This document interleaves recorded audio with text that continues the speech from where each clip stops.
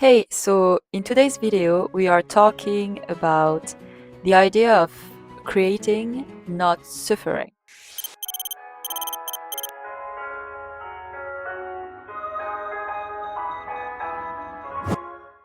It's an idea that came to me while I was reading Elizabeth Gilbert's book, Big Magic, which I would recommend to any artist or creator.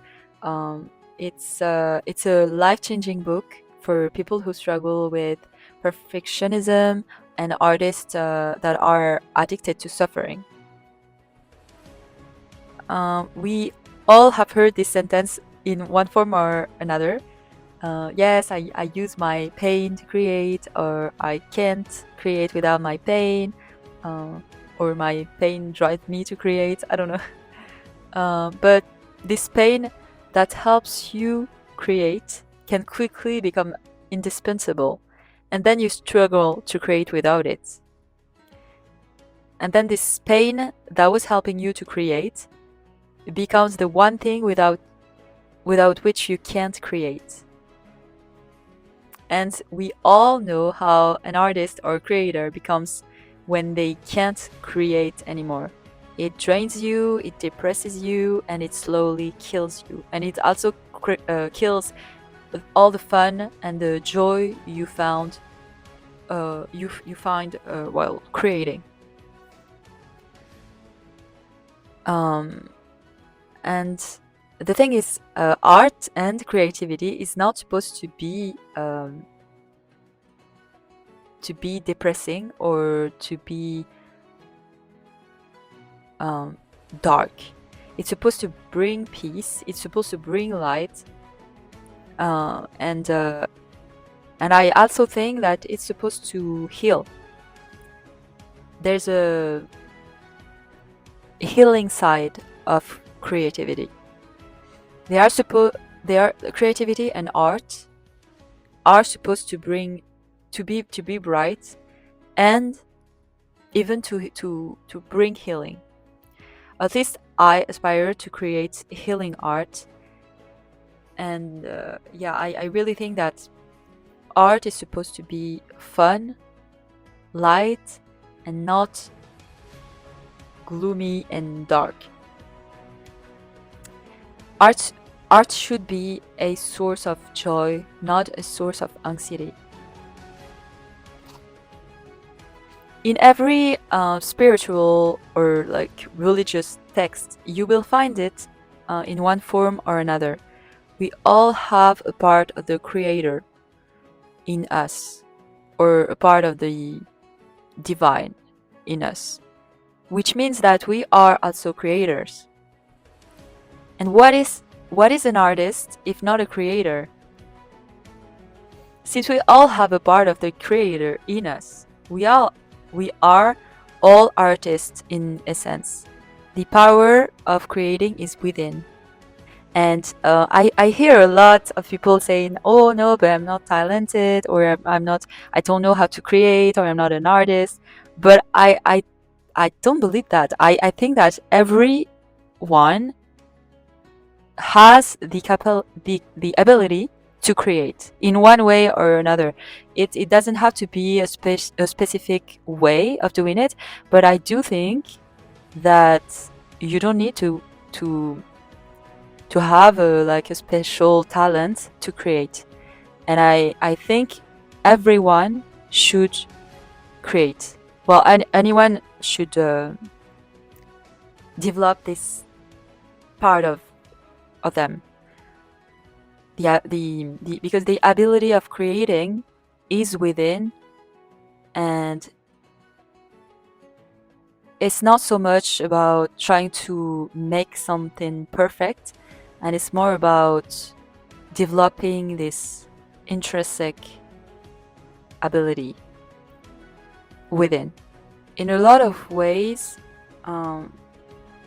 we set this limit on ourselves, not knowing or not being aware that we actually have the ability to create and to make art. But maybe it's not in the traditional form of art. So you don't need talent to create. The ability to create is already within you. It's a natural human urge. I love to think of art and creativity as medicine, a human putting all their suffering and emotions and painful memories into a canvas, music, or a piece of paper is the most beautiful piece of art, in my opinion. However, we should normalize the art of healing, not the art of suffering. And I really believe that. We often romanticize we often romanticize the tortured artists, the creator who thrives on chaos and pain. But what if we shifted this narrative?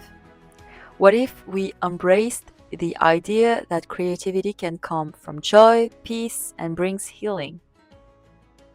Creating from a place of love and light doesn't diminish the depth of significance of the art. It enhances it. By focusing on healing, we can produce works that resonate with a sense of hope and possibility. In Gilbert's words, creativity is sacred, and it is not sacred. What we make matters enormously, and it doesn't matter at all. We toil alone, and we are accompanied by spirits. We are terrified, and we are brave. Art is a crushing chore and a wonderful privilege. Only when we are at our most playful can divinity finally get serious with us. Make space for all these paradoxes to be equally true inside your soul. And I promise you can make anything. So please calm down now and get back to work, okay? The treasures that are hidden inside you are hoping you will say yes. So say yes. I think that this quote captures the essence of what it means to create. It's a reminder that art is filled with paradoxes and contradiction. Embrace the contradictions. And that's what makes it so powerful. It's a reminder to embrace this contradiction, and to find balance, and to let go of the idea that creativity requires pain. You don't need to suffer to create. This idea of using pain to create isn't necessarily bad and can actually bring healing. As long as you use the pain to create.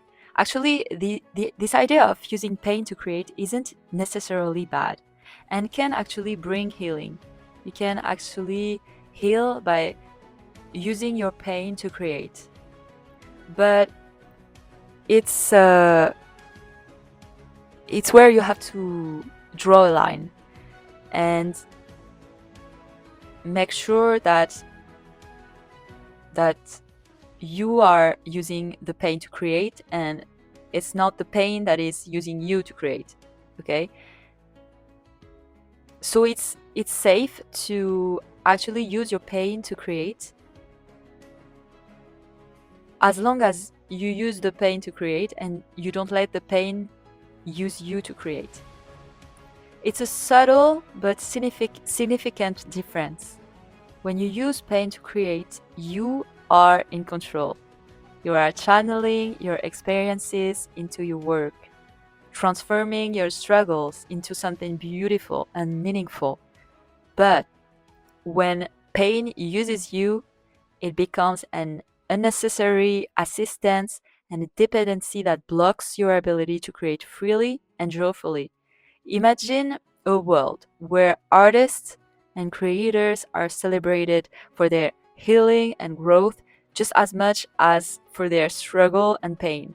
And instead of romanticizing the art of suffering, romanticizing the art of healing.